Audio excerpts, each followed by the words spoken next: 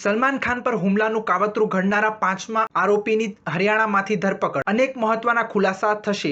નવી મુંબઈથી મળેલા ઇનપુટના આધારે હરિયાણા પોલીસે ભિવાનીમાંથી પાંચમા આરોપીની ધરપકડ કરી છે. પોલીસ તપાસમાં સામે આવ્યું છે કે સલમાન ખાનની હત્યા માટે લોરેન્સ બિશ્નોઈ અને તેની ગેંગ દ્વારા કાવતરું ઘડવામાં આવી રહ્યું હતું. પોલીસે આ 4 આરોપીઓની ધરપકડ કરી લીધી છે. બોલિવૂડ અભિનેતા સલમાન ખાન પર ફરીથી હુમલો કરવાના કાવતરાના કેસમાં પાંચમી ધરપકડ કરવામાં આવી છે. 30 વર્ષના જોની વાલ્મીકીની હરિયાણાના ભિવાનીમાંથી ધરપકડ કરવામાં આવી છે. નવી મુંબઈ પોલીસના સૂત્રોના જણાવ્યા અનુસાર સલમાન ખાનને મારવા માટે લોરેન્સ બિશ્નોઈ અને તેની ગેંગ દ્વારા નવું કાવતરું ઘડવામાં આવ્યું હતું. આ જ કેસમાં અન્ય એક આરોપીની ધરપકડ કરવામાં આવી છે. નવી મુંબઈ પોલીસના ઇનપુટના આધારે હરિયાણા પોલીસે આ ધરપકડ કરી છે. હરિયાણા પોલીસે 37 વર્ષીય જોની વાલ્મીકી નામના આરોપીની ભિવાનીમાંથી ધરપકડ કરી છે. જોની વાલ્મીકીની શનિવારે ધરપકડ કરવામાં આવી હતી. ટૂંક સમયમાં તેને નવી મુંબઈ પોલીસને સોંપવામાં આવશે. મુંબઈ પોલીસની તપાસમાં ઘણા મહત્વના ખુલાસા થઈ શકે છે. સલમાન ખાનને મારવા માટે લોરેન્સ બિશ્નોઈ અને તેની ગેંગ દ્વારા ષડયંત્ર રચવામાં આવી રહ્યું હતું.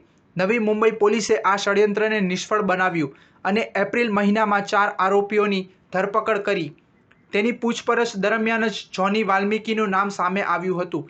આ પછી નવી મુંબઈ પોલીસે આ માહિતી હરિયાણા પોલીસ સાથે શેર કરી છે. સ્ટાર ન્યૂઝ 7 હંમેશા સચ્ચાઈની સાથે.